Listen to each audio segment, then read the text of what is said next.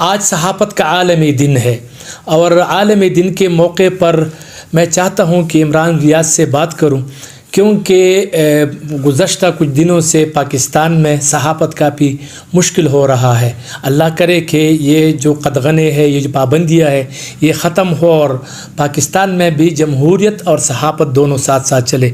Time देने का शुक्रिया भाई। क्या कहेंगे, आज सहाफ़त का आलमी दिन है। दुनिया भर की तरह पाकिस्तान में भी मुख्तलिफ़ प्रेस क्लबों में मुख्तलिफ़ तंजीमों ने, यूनियनों ने सहाफ़ियों के इस हवाले से कुछ तक़रीबात मुनक़िद किए, तो क्या कहेंगे इस हवाले से? बिस्मिल्लाहिर्रहमानिर्रहीम। बहुत शुक्रिया शीरीज़ादा भाई आपका, स्पेशली आपका और आपके सवात के जितने सहाफ़ी हैं उन सब का शुक्रिया। आप लोगों ने बड़ी आवाज़ उठाई। उस वक्त मुझे मेरे घर वालों ने, दोस्तों ने बताया जब मुझे अगवा किया गया और जिन हालात से मैं और मेरी फैमिली गुजरे, उसमें आप लोगों ने बड़ी आवाज़ उठाई। Thank you very much for that sir. अब आज 3 मई और इससे 1 साल पहले भी 3 मई 2023 को मुझे इस्लामाबाद प्रेस क्लब में बुलाया गया था। मैंने तब कुछ बातें की थी मीडिया से। वहाँ पे पाकिस्तान के तमाम नामवर सहाफ़ी तकरीबन जो इस्लामाबाद में होते हैं वो मौजूद थे वहाँ पे, और थोड़ी गर्मी भी हो गई थी सहाफ़ियों की आपस में। लेकिन इसके बावजूद, बल्कि मैं लाहौर से गया था, इसके बावजूद जब मैंने दरख्वास्त की तो बड़ी मेहरबानी करते हुए जो सहाफ़ी थोड़े गुस्से में आ गए कुछ नामुनासिब चीज़ों की वजह से, उन्होंने मेरी बात मान ली। मैं उनका बड़ा मशकूर हूँ। 1 साल पहले की ये बात है और तब मैंने कुछ बातें की थी। वो उस वक्त कुछ दोस्तों को समझ नहीं आई। ठीक है, अब समझ आना शुरू हो गई हैं। बिल्कुल, और उम्मीद करता हूँ कि आने वाले दिनों में ठीक ठाक समझ आ जाएंगी। मैंने तब ये कहा था कि याद रखिएगा, ये जो आज़ादी इज़हार राय के ऊपर एक रुकावट है ना, यानी मेरे कहने का मतलब ये था, अल्फाज तो ये नहीं थे।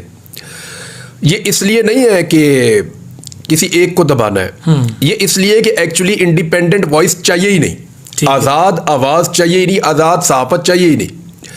आज ये आग हमारे दरवाजे पे है, कल ये आपके दरवाजे पे आएगी। बिल्कुल ठीक। और ये सबके दरवाजे पे पहुंचेगी, एक एक करके सबको मार पड़ेगी। तो डिवाइड एंड रूल किया जा रहा है इस मुल्क में कि सहाफ़ियों को डिवाइड रखो, इन्हें आपस में लड़ाओ और फिर इनके ऊपर रूल करो। यानी एक को पहले बुरा बनाओ बाकियों की नज़रों में, उसको उठा के मारो, फिर दूसरे को बुरा बनाओ, उसको उठा के मारो, तीसरे को बुरा बनाओ, उसको उठाकर मारो। तो इस तरह बाकी बोलते नहीं है, तो एक एक करके मारो, सबके ऊपर कंट्रोल रखो। ये था गोरे का तरीका, ठीक है, रूल करने का। अब वही तरीका अभी तक यहां पे पाकिस्तान में रहा जाए। अब इससे बचना कैसे है, ये मैंने दरखास्त की थी कि आपके पास इख्तलाफ राय के बावजूद बिल्कुल कुछ अपनी रेड लाइन्स बना लें। यानी इख्तलाफ राय आपस में रखें आप लोग सारे कि ये गलत बोल रहा है, झूठ बोल रहा है, इसका पॉइंट ऑफ व्यू ठीक नहीं है, ये जो बात कर रहा है ये बात सही नहीं है, या ये हकाइक गलत हैं, इसके ऊपर हम इख्तलाफ कर सकते हैं। बिल्कुल कर सकते हैं। हम एक दूसरे के ऊपर तनकीद कर सकते हैं, एक दूसरे का नाम लेकर कह सकते हैं कि तूने गलत खबर दी और क्यों गलत खबर दी। ये भी कर सकते हैं कि भाई तेरा कोई जाती मफाद है कि तूने ये गलत खबर दी। ये सारा कुछ हम कर सकते हैं एक दूसरे के खिलाफ, लेकिन कुछ चीजों को रेड लाइन बनाएं। बिल्कुल ठीक। नंबर 1, अगर किसी ने गलत और झूठी खबर दी है तो निजाम के अंदर जो कानूनी तरीकाकार है उसको इस्तेमाल किया जाए और कानून के मुताबिक उसके ऊपर कार्रवाई की जाए। इसके ऊपर हमें किसी को एतराज नहीं होना चाहिए। हाँ, लेकिन अगर कानून का गलत इस्तेमाल किया जाए तो फिर हमें यहां पे रेड लाइन बनानी चाहिए, इख्तलाफ राय के बावजूद।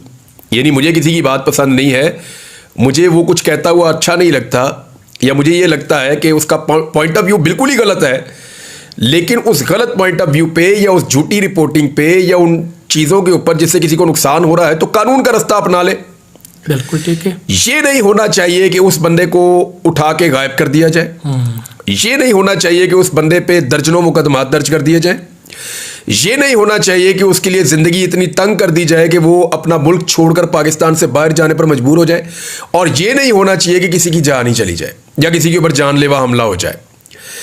इन चीजों से रोकना है आपने। बिल्कुल ठीक। सहाफियों ने इन चीजों से रोकना है। देखिए, आपका पॉइंट ऑफ व्यू मुझे नापसंद हो सकता है, बिल्कुल। मैं आपको ले जाऊं ना सिविल कोर्ट में और जाके आपके खिलाफ डेफेमेशन का केस करूं और मैं कहूं जी, एक तो मैं साबित करूं पहले मीडिया के ऊपर ही कि जनाब आपका पॉइंट ऑफ व्यू गलत है, आपको एक्सपोज करूं, और अगर एक्सपोज करने में मैं कामयाब हो रहा हूं तो आपको मैं कोर्ट में ले जाऊं, वहां जाके आपको सजा दिलवाऊं जो कानूनी तरीकाकार है। FIA में जाके दरखास्त दे दें आप। FIA जो है वो कानून के मुताबिक कार्रवाई करे, बंदे ने गलत किया पकड़ के अंदर डालो जेल में, उसको सजा दे दो। हाँ, ये नहीं होना चाहिए कि एक इशू के ऊपर दर्जनों मुकदमात हो जाए, फिर एक बंदे को उठाया जाए एक ही मुकदमे में, एक थाने में पहले, फिर दूसरे में, फिर तीसरे में, फिर मैं भुगता है ना ये चीज़ मैंने। बिल्कुल सही, बिल्कुल आप पाकिस्तान में कोई और ऐसा सहाफ़ी शायद नहीं है, सबके ऊपर मुकदमे तो मल्टीपल हुए हैं। बिल्कुल ठीक। कई सहाफ़ियों पे 20-20, 10-10, 12-12, 5-5, 8-8 मुकदमे हुए हैं। शहीद अरशद शरीफ पे लगभग 1 दर्जन के करीब मुकदमे थे। ठीक। साबिर शाकिर साहब पे और हामिद मीर पे एक दौर में हुए। उनके चैनल के जो मालिक हैं मीर साहब, उनके ऊपर हुए। बोल टीवी वालों पे हुए, समी इब्राहिम साहब के ऊपर हुए। तो सबके ऊपर मुकदमात हुए हैं बहुत ज्यादा। लेकिन मैं वो आदमी हूं जिसको उठा लिया गया उन मुकदमात में, फिर एक थाने से दूसरे शहर में, फिर तीसरे शहर में, फिर चौथे शहर में मुझे शटलकॉक बना के रख दिया। ये अभी इस्लामाबाद हाई कोर्ट में मुकदमा चल रहा है और वहां से हमें उम्मीद है कि फैसला यही आएगा, क्योंकि हमें दिखाई दे रहा है कि आइंदा अगर मल्टीपल मुकदमे हो भी जाते हैं तो गिरफ्तारी सिर्फ एक ही होगी। बिल्कुल। सोहरा बीबी का सुप्रीम कोर्ट ऑफ पाकिस्तान का केस इसके ऊपर बड़ा क्लियर है। इसी में मुझे अदालतों से इंसाफ मिलता रहा है। अब मामला यह है कि ज्यादा एक खबर के ऊपर अगर कोई झूठी गलत खबर है तो पूरे पाकिस्तान में मुकदमे नहीं होने चाहिए, एक मुकदमा होना चाहिए। अगर ज्यादा हो भी गए तो पूरे पाकिस्तान में गिरफ्तारियां नहीं होनी चाहिए, एक गिरफ्तारी होनी चाहिए और कानून के मुताबिक मामला आगे बढ़ना चाहिए। किसी को अगवा करना नहीं चाहिए, गैर कानूनी तौर पे गायब नहीं करना चाहिए, किसी को कत्ल नहीं करना चाहिए, किसी की जान को खतरे में नहीं डालना चाहिए, किसी के घर वालों को हरासा नहीं करना चाहिए, किसी के ऊपर गैर कानूनी छापे उसके घर के ऊपर नहीं मारे जाने चाहिए। ये सारी चीज़ें सहाफ़ियों के खिलाफ हथकंडे जो हैं वो बंद करने चाहिए। हाँ, जो गलत है कानून के मुताबिक आ जाएं, आप फेस करेंगे। बेहतरीन। भाई आप चूँकि मैं भी आपके साथ था इस्लामाबाद में, आपके सहाफ़ियों से मुलाकातें हुई, ख़ासकर हामिद मीर साहब से आपकी मुलाकात काफ़ी देर तक जारी रही, तकरीबन 2 घंटे आप लोगों ने आपस में डिस्कस किया। तो क्या समझते हैं इस मुलाकातों में, इसमें आप समझते हैं कि सहाफ़ियों का मतलब ख़ासकर एंकर पर्सनों का कोई एसोसिएशन हो या तंजीम हो, इस तरह आपको लग रहा है कि ये सहाफ़ियों की तहफ़्फ़ुज़ के लिए ज़रूरी है इस वक्त? देखिए, सारे सहाफ़ियों को इकट्ठा होना पड़ेगा। मैं इसमें बिलीव नहीं करता कि एंकरों की एक अलग तंजीम हो जाए, एडिटर्स की एक अलग तंजीम हो जाए, कैमरामैन्स की एक अलग तंजीम हो जाए। सारे सहाफ़ियों को एक दूसरे के हुकूक के लिए इकट्ठा होना पड़ेगा। इसमें जो सबसे ज़्यादा प्रेशर बर्दाश्त कर रहे हैं वो लोग हैं जो टीवी के ऊपर सामने आकर बैठते हैं और अपनी इंडिपेंडेंट ओपिनियन देना चाहते हैं। वो बहुत प्रेशर में, और प्रेशर का एक रीज़न भी है ना। देखें, जो सारी कमर्शियल एक्टिविटीज़ है वो इलेक्ट्रॉनिक मीडिया में है। जो प्रिंट मीडिया है वहाँ पे तो इश्तिहार देके गवर्नमेंट उनका पेट भर देती है। सही। इलेक्ट्रॉनिक मीडिया में सारी जो कमर्शियल एक्टिविटी है, जो अर्निंग है, वो सारी वहाँ से आती है। अब मामला ये है कि इन सारे एंकर्स को वो पॉइंट ऑफ व्यू लेना पड़ता है जो अवाम के दिल की आवाज़ है। सही। उन्हें ये मजबूर किया जाता है कि आप वो बात ना करें। अब वो अपनी क्रेडिबिलिटी को नुकसान पहुंचा रहे हैं अगर वो इस वक्त पाकिस्तान के अंदर स्टेटस को की बात मानते हैं, हुकूमती बातें मानते हैं, एस्टेब्लिशमेंट की बात मानते हैं कि ठीक है हम वही करेंगे जो आप कह रहे हैं, तो एक्चुअली वो अपनी क्रेडिबिलिटी जीरो कर देते हैं। बिल्कुल। अपनी क्रेडिबिलिटी बचाने के लिए वो बेचारे जितना बोलते हैं उनके ऊपर उतना प्रेशर आ जाता है। तो इसके लिए वो इकट्ठे हो रहे हैं कि या तो यार काम ही छोड़ दें, फिर क्रेडिबिलिटी नहीं रहेगी आपकी, तो काम करने का फ़ायदा क्या। और अगर अपनी क्रेडिबिलिटी को बचाना है तो वो बात करनी पड़ेगी जो अवाम के हक की बात है, जो सही बात है। तो जब वो सही बात करते हैं तो प्रेशर आता है। उस प्रेशर को टैकल करने के लिए इन्होंने अब एक सहाफ़ियों ने एक नई तरह की एक पार्टी तैयार की है कि जनाब मिलकर मुकाबला कर लेते हैं। तो ये बात तो मैंने पिछले साल समझाई थी, शुक्र है कुछ सहाफ़ियों को समझ आ गई है। अब इसमें लाहौर से, इस्लामाबाद से, कराची से, बाकी जगहों से सहाफ़ी शामिल हो जाएंगे। मैं उम्मीद करता हूँ कि ये सारे एक दूसरे के हक़ के लिए खड़े होंगे इख्तलाफ राय के बावजूद। बिल्कुल ठीक है, सही है ना। ये देखें जमहूरी अमल है ये। मैं फिर आपको क्लियर कर देता हूँ कि हम इसलिए इकट्ठे नहीं हुए कि एक दूसरे के झूठ को डिफेंड करें। हम आज भी हम में से कोई झूठ बोलेगा, बाकी को सबको ये चाहिए कि उसको बेनकाब करें। मैं गलत खबर दूंगा ना तो इन सबको चाहिए मेरे ऊपर चढ़ जाए, लेकिन मेरी गलत खबर के नतीजे में या किसी और की गलत खबर के नतीजे में उसको गायब नहीं होना चाहिए, उसको कत्ल नहीं होना चाहिए, उसके ऊपर झूठे मुकदमे नहीं होने चाहिए और उसकी फैमिली को और उसको हरासा नहीं किया जाना चाहिए। अभी 70 आदमी मेरे घर में दाखिल हुए ये लास्ट टाइम। बिल्कुल, मेरे बच्चे डिस्टर्ब हो जाते हैं भाईजान, ये आसान थोड़ी होता है। फैमिली डिस्टर्ब, मैंने दरवाजे के ऊपर जब ये अंदर घुसा है मेरे घर के अंदर तो मैं बाहर की तरफ लेकर गया इनको, मैंने कहा यार मैं आ गया हूँ, आपको मेरी जरूरत है, मैं आपके साथ चलता हूँ। अंदर कोई नहीं जाएगा और अंदर नहीं जाएंगे, मेरे घर के लॉन तक तो आप आ गए हैं, अंदर घुस गए हैं, आप घर के मेन गेट से अंदर आ गए हैं, अंदर घर की 4 दीवारी के और अंदर आप नहीं जाएंगे, कमरों में आप नहीं दाखिल होंगे, मैं आपके साथ जा रहा हूं, चलो मेरे साथ। मुझे ले गए और पूरा मेरा घर जो है उन्होंने छान मारा पीछे से, और पता नहीं क्या क्या चीजें तलाश करते रहे, क्या क्या हरकतें करते रहे। हर दफा चोरी करके चीजें ले जाते हैं घर से बहुत सारी, फिर वापस भी नहीं मिलती। तो ये हरासमेंट है। बगैर वारंट के दाखिल हुए। इन गलत हथकंडों के खिलाफ इकट्ठे होना है। हाँ, अगर कोई मुझे कोर्ट में ले जाता है, मेरे ऊपर मुकदमा दर्ज करता है, मुझे FIA बुला के इंक्वायरी करती है, हाजिर है जनाब। बिल्कुल ठीक। कुछ मैंने ऐसा बोला, कोई ऐसी चीज़ है, बुलाओ जवाब देंगे आपको, बुलाओ जवाब देंगे, जस्टिफाई करेंगे अपनी बात को, साबित करेंगे कि जो हमने खबर दी है वो ठीक है। नहीं कर पाएंगे जेल में डालो। अभी देखे ना, मेरे ऊपर 3 दर्जन के करीब मुकदमे हैं, एक के अंदर भी ये पूरा निजाम मुझे जेल में नहीं डाल सका। शर्म आनी चाहिए इस निजाम को कि 3 दर्जन के करीब मुकदमे देने के बावजूद एक मुकदमे में भी ये मुझे जेल के अंदर नहीं रख सके, मुझे ये बंद नहीं कर सके, मुझे सजा नहीं दिलवा सके। इसका मतलब है इनके सारे मुकदमे झूठे थे। कोई एक भी सच्चा बनाया होता तो कहीं पे अपना केस लड़ लेते। भाई रियासत से तगड़ा तो नहीं हूं ना मैं, रियासत तो मेरे से बहुत ज्यादा ताकतवर है। बिल्कुल ऐसा ही है। तो जब रियासत पूरी मौजूद है, सरकारी वकील मौजूद हैं, जजेस मौजूद हैं, पूरा निजाम मौजूद है, पुलिस, FIA, एक मुकदमा तो साबित करते ना मेरे खिलाफ, एक भी नहीं कर सके। बिल्कुल सही, बिल्कुल सही। नहीं कर सके ना, क्योंकि झूठे थे। सही मुकदमा एक भी किया होता साबित हो जाता। बिल्कुल सही। अच्छा भाई, ये हामिद मीर ने अपने आर्टिकल में भी लिखा है कि हमें तकसीम किया जा रहा है, हम एक दूसरे के ख़िलाफ़ हो जाते हैं। यानी जब आप गिरफ़्तार हुए तो वो कह रहे थे कि ये सहाफ़ी नहीं है, असत्तूर गिरफ़्तार हुए तो वो कह रहे थे कि ये अफवाहें फैलाते हैं, फेक खबरें फैलाते हैं, यूट्यूबर है। तो इस किस्म के हथकंडों से कैसे बचा जा सकता है? सहाफ़ी की डिफिनेशन क्या है? किस तरह हम इसको कहेंगे कि ये सहाफ़ी है, ये सहाफ़ी नहीं है? देखें, ये तो अभी बड़ा आसान कर दिया गवर्नमेंट ऑफ पंजाब ने। उन्होंने पुलिस को अथॉरिटी दे दी है। उन्होंने कहा अपने थाने में जाके आप वहां से सर्टिफिकेट लें कि आप सहाफ़ी हैं या नहीं है। वो अजीबोगरीब भी चीज़ मैं पढ़ रहा था, पता नहीं उसमें कितनी सदाकत है, लेकिन बहुत सारे क्रेडिबल लोगों ने उसको शेयर किया हुआ है। कुछ तो होगा इसके अंदर कि पुलिस वाले अब चेक करेंगे कि सहाफ़ी है या नहीं है। पूरी दुनिया के अंदर जो है वो फ्रीलांस जर्नलिस्ट होते हैं। बिल्कुल, वो इदारों के साथ बाद वक़्त काम कर रहे होते हैं, बाद वक़्त नहीं कर रहे होते। बाद वक़्त वो अपनी इंडिपेंडेंट ओपिनियन की बुनियाद के ऊपर या अपनी इंडिपेंडेंट इन्वेस्टिगेशंस की बुनियाद के ऊपर किसी स्टोरी पे काम करते हैं, फिर वो स्टोरी को मुख्तलिफ इदारों को देते हैं। बिल्कुल सही। वो इस तरह भी लोग वो अपनी अर्निंग भी ऐसे करते हैं और ये उनका तरीका भी होता है सहाफ़त करने का। तो हमारे यहाँ पे मेरे ख्याल में भी सहाफ़त की बेसिक डेफिनेशन ही नहीं पता इनको।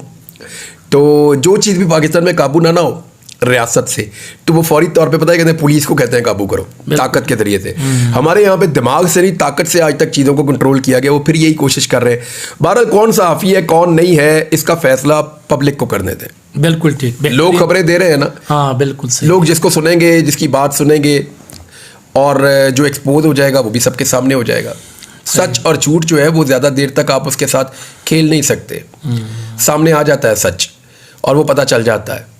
मामला ये है कि अगर आपको लगता है कि कोई सहाफ़ी यूट्यूबर है या वो झूठी खबरें दे रहा है तो भाई उसको साबित करो ना, उसको साबित करो। ये तो नहीं हो सकता कि FIA बुलाए उसको एक और मुकदमे में और उठा ले उसको दूसरे मुकदमे में। बिल्कुल सही। और फिर उसको वहाँ पे उसकी तस्लील की जाए, उसको परेशान किया जाए। ये तो नहीं हो सकता। हाँ, अगर जिस मुकदमे में बुलाया है उसी मुकदमे में कानून के मुताबिक चलते तो देख लेते हम। मैंने मतलब ख़ास कर हामिद मीर ने एक साहब ने एक इंट्रो दिया था कि वो कह रहे थे कि मेरे और इमरान रियाज की मुलाकात से बहुत सारे लोग परेशान भी है और मायूस भी है। कि इस हवाले से आप क्या कहते हैं?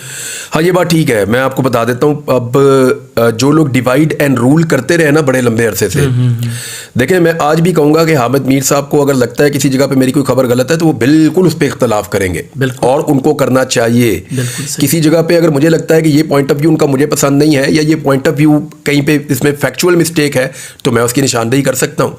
और ये हम दोनों का हक है, हम दोनों के पास ये रहना चाहिए। यही डेमोक्रेसी है, यही इख्तिलाफ राय है। लेकिन कुछ लोग जो हमारे ऊपर डिवाइड एंड रूल करते रहे हैं, हमेशा गलतियां हम सबसे होती हैं, हम सबसे गलतियां होती हैं। मैंने अपनी गलतियों के ऊपर इवन माफ़ी भी मांगी है।